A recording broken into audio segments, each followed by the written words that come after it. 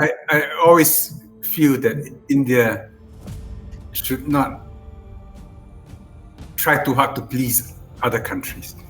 Just look after your own I people. think Singapore's experience as a city-state in managing, for example, waste, in making certain that you control pollution.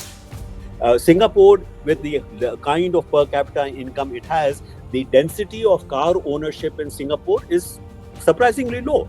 Why? Because its public transportation is so good. And in India, you cannot have the level of car ownership, for example, which you have in the United States or you have in Europe, not even a fraction of that.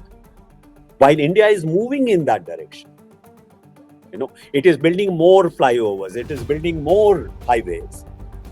This does not benefit the common, Indian.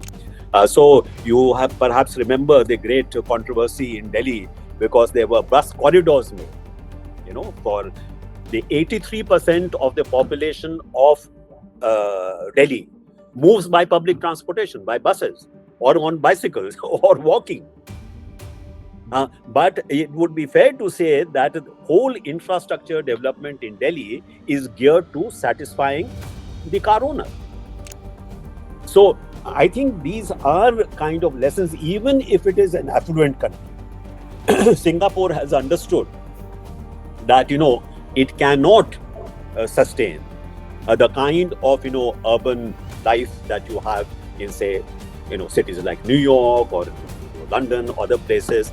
It has very wisely gone in for, public transportation. And I think those are the kind of lessons we should learn from Singapore. I always feel that India should not try too hard to please other countries. Just look after your own people. And you will help the world by looking after your own people, for sure. And on issues of the environment, of climate, I mean, India can do a lot to help itself, and that will be its greatest contribution to the world. And it cannot be done top-down. It has to be done organically, from the bottom up. Of course, you still need policies, but it's important to do things from the bottom up also, and involve ordinary people, because in the end, it's not about the big issues. It is how their daily lives are affected. And if you look after them well, naturally the environment will improve. And that will be India's greatest contribution to the world. I mean, Trump has just pulled up from the Paris Accord.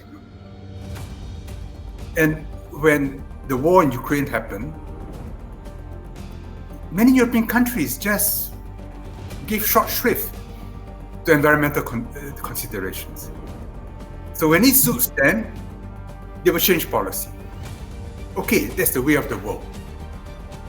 So the most important thing for us is we look after our own people.